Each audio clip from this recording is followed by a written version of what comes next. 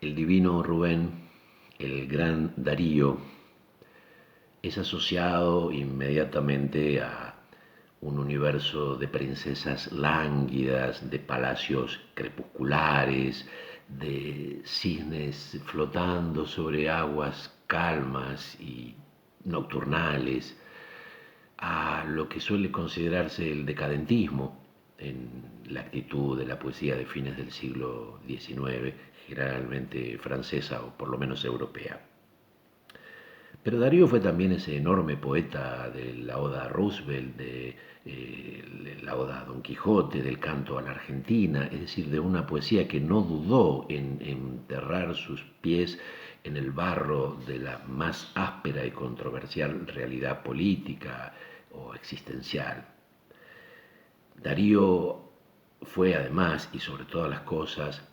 el autor de una proeza enorme, que hoy no lo parece tanto porque ya está perfectamente consumada y vemos con naturalidad cómo uno puede transitar por ese verso complejo, solemne, imponente, espeso, que es el verso alejandrino, es decir, un verso de 14 sílabas o de 16 o más, siempre en general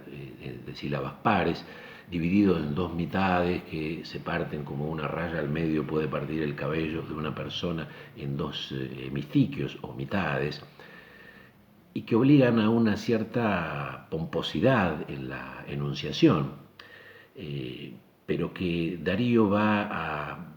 flexibilizar, va a enriquecer, va a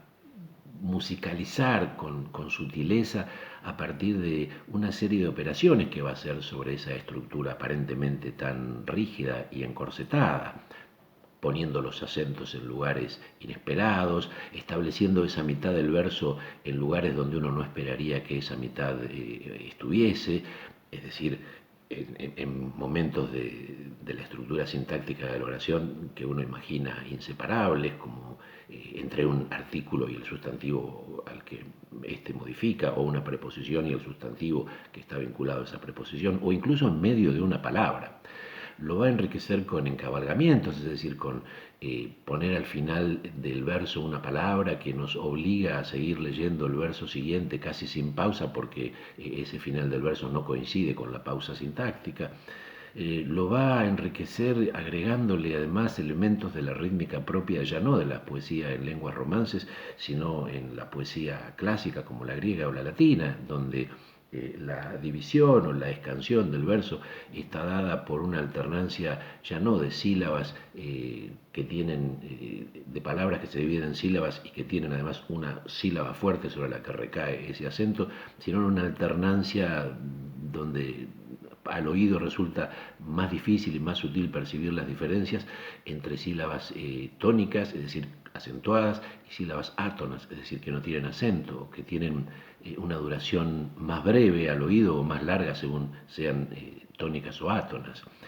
Va a combinar entonces esa manera de hacer ritmo de la poesía clásica con la manera propia de las lenguas romances y va a generar una sonoridad de una riqueza, de una polifonía sonora que al oído lo regocija, lo sorprende, lo llena de asombro, de ganas de seguir leyendo, de ganas de que ese sonido, que por supuesto está habitado además por significados, por asociaciones, siga sucediendo. Darío hace esa proeza de traducir el verso alejandrino de la poesía de los grandes poetas románticos y simbolistas y parnasianos de la lengua francesa, ese recorrido extraordinario que en el siglo XIX va de Víctor Hugo, pasando por el gran Baudelaire, a Rimbaud y Mallarmé y sobre todo, teniendo en cuenta los modelos explícitos del gran Darío, el gran Verlaine, de esos grandes musicalizadores en lengua francesa, va a tomar esos gestos y va a lograr traducirlos en una hazaña poética comparable a la de los grandes poetas españoles como Boscán, que lograron traducir, por así decir, la música del endecasílabo italiano y la forma de esa jaula perfecta, plástica y extraordinaria y aún vigente que es el soneto. Y va a lograr con toda esa sabiduría, por supuesto, dedicarle versos a las princesas, a los cisnes, a los palacios, llenar las poesías y las oraciones que integran esos versos de palabras poco frecuentes como eburnio y liróforo y otras por el estilo, en general esdrújulas, pero cuando la necesidad expresiva de aquello que tenía que comunicar a través del poema lo requería, Darío era capaz de ir al hueso del asunto, como en ese poema extraordinario que está en uno de sus últimos libros de poesía, Cantos de Vida y Esperanza, que se llama Lo Fatal, y donde, violentando, por así decirlo, una construcción tan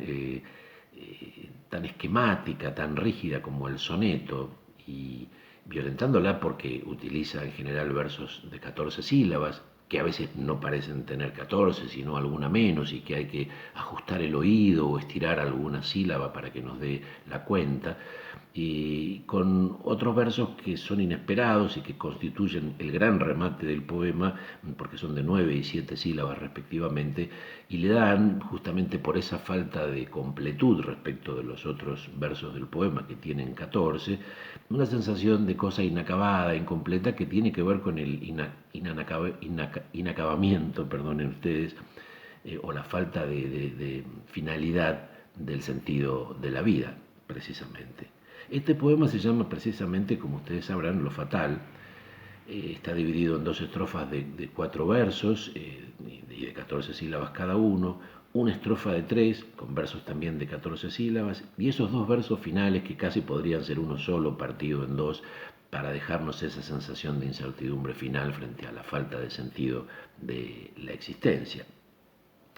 Por otro lado, hay un pasaje de la tercera persona para describir la impersonalidad de las plantas o de las piedras y de las cosas en general, que no son humanas, que no tienen conciencia de su finitud, para luego involucrarnos con una primera persona del plural que hace que no podamos evitar sentirnos parte de lo que está hablando Darío.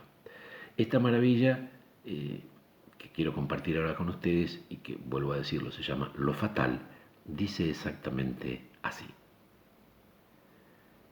Dichoso el árbol, que es apenas sensitivo, y más la piedra dura porque esa ya no siente, pues no hay dolor más grande que el dolor de ser vivo,